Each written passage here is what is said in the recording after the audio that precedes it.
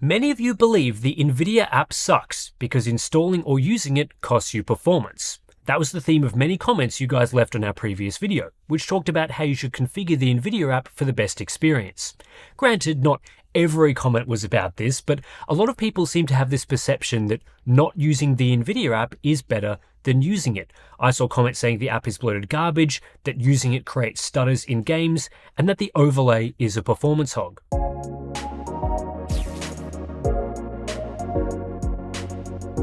Since I've been using the Nvidia app across a range of test systems and personal gaming rigs, I've never really encountered any serious performance issues.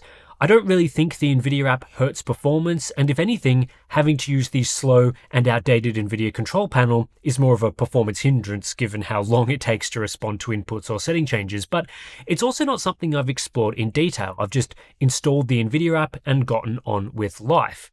Could this piece of software actually be slowing down my PC? Are the commenters right? Well, that's what I want to find out today.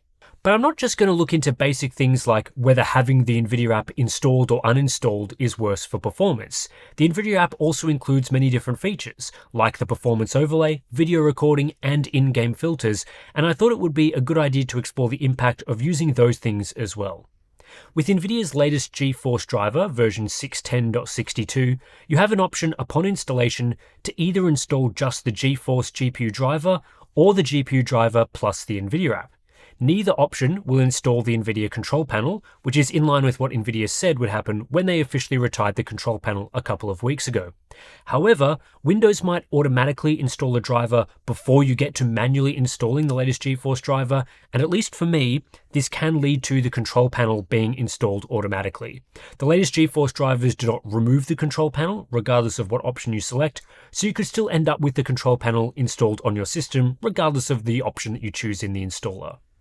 Firstly, I want to explore the difference in performance between these two installation options. To do so, I cleaned my test system using DDU, then installed the GPU driver only, measured performance, DDU'd again, installed the GPU driver and Nvidia app, and then measured performance again. After installing the Nvidia app, I went through the app's setup process and ensured it was working properly before testing. This allows me to measure the difference between the setup options, Nvidia app installed versus not installed, in the cleanest possible way. For initial testing, I've used the GeForce RTX 5060 Ti 16GB on my usual Ryzen 7 9800X 3D test system, which gives us a look at how a modern mid-range GPU handles the Nvidia app.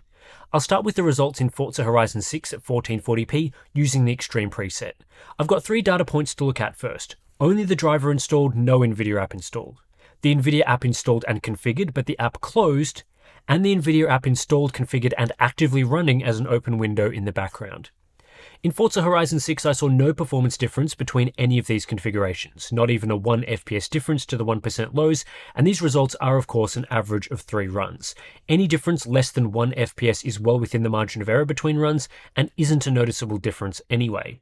So of course I had to try a couple of other games. In Marvel Rivals at 1440p using the high preset, I also saw absolutely no difference between having the Nvidia app open and it not being installed at all. And in Crimson Desert, which I also tested using the Ultra preset at 1440p, I saw no difference.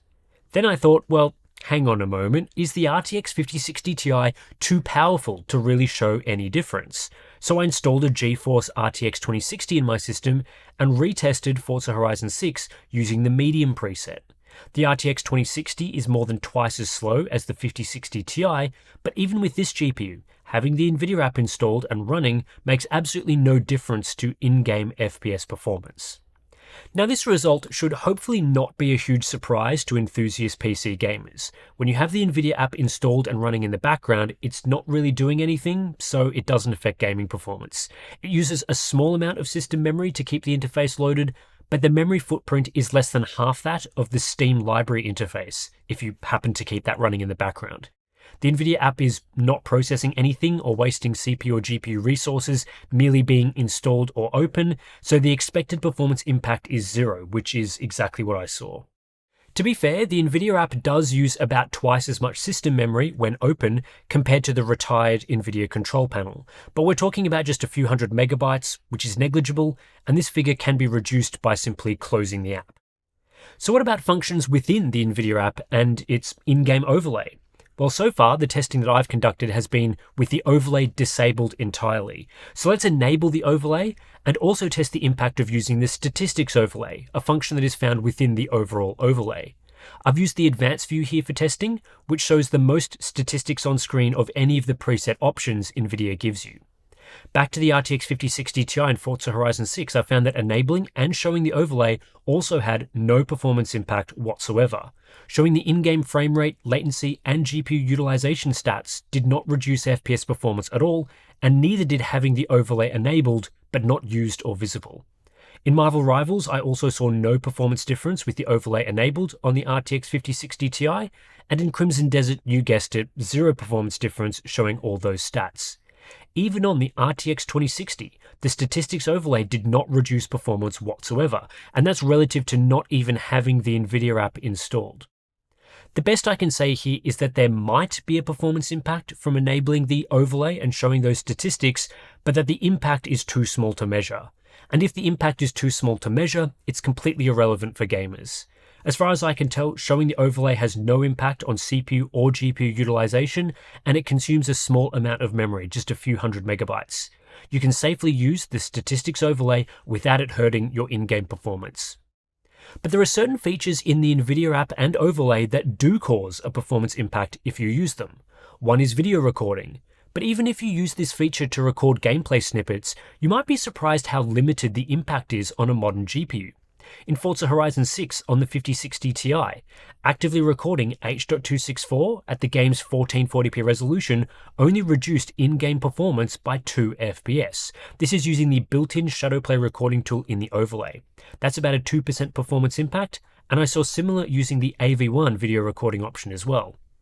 In Marvel Rivals, I saw the frame rate drop again by just 2 FPS using video recording, which at this frame rate was a 3% performance hit. And then in Crimson Desert, you guessed it, a 2 FPS or 3% performance hit once again. While recording a video on your GPU at the same time as playing a game does reduce in-game performance, it only reduces it slightly. That's because Nvidia uses hardware-accelerated video encoding for this feature, and the NVENC hardware block used for this is completely separate to the shader cores that render the game. This use of dedicated acceleration hardware significantly reduces what would otherwise be a large performance hit. And this also applies on the RTX 2060, which actually only saw a 1 FPS hit, or 2%, when recording gameplay in Forza Horizon 6 at the same 1440p resolution. I could only run this test using H.264 encoding, as the Turing architecture used in the 2060 does not support hardware-accelerated AV1 encoding. That feature was first introduced in the Ada Lovelace architecture in the RTX 40 series. Still, performance on this much slower GPU is fine with active video encoding. Obviously, for the overall best performance, you wouldn't want to be encoding a video and playing a game at the same time. This means for the best performance, you shouldn't use Nvidia's instant replay feature, which constantly records footage and saves the last few minutes of gameplay at the push of a button. However, if you do want to use video recording, the performance impact is quite small. So if you want to share gameplay clips or record that awesome shot you took in a multiplayer game, it's not costing you much FPS at all these days. The other performance-intensive feature in the Nvidia app is the game filters feature. These filters allow you to adjust the look of the game, changing colors, contrast, and sharpness via a post-processing pass. This is also how you enable some of Nvidia's RTX features, like RTX HDR, which translates SDR games into HDR, and RTX Dynamic Vibrance, which is an AI-powered color filter. Some filters are much more performance-intensive than you might expect. In Forza Horizon 6 on the RTX 5060 Ti, enabling RTX Dynamic Vibrance had a similar impact to video recording. Performance was reduced by 2%. But using the brightness/contrast filter and the color filter simultaneously dropped performance by 5 FPS relative to having no filter enabled. And the Sharpen Plus filter, which is Nvidia's most advanced post-process sharpening effect, cost 8 FPS and reduced overall performance by a significant 10%. In Marvel Rivals, RTX Dynamic Vibrance also led to a 2 FPS performance impact in line with video encoding.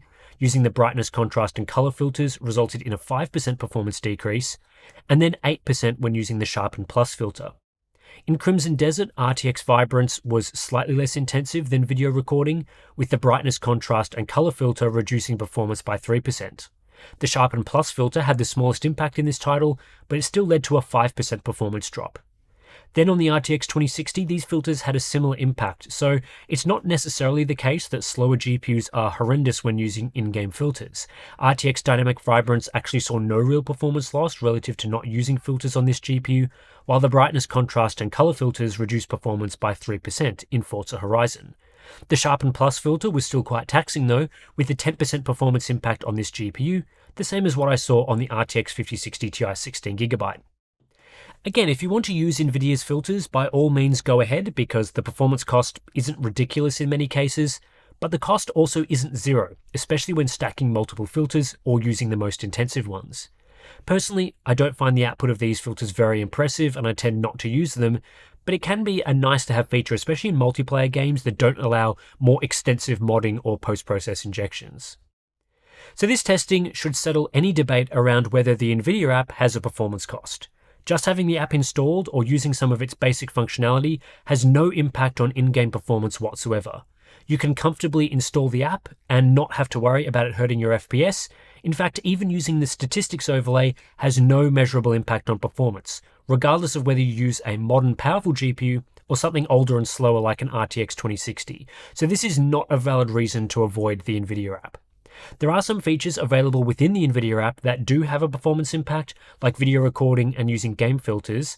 However, in most cases, the impact from using these things is pretty small.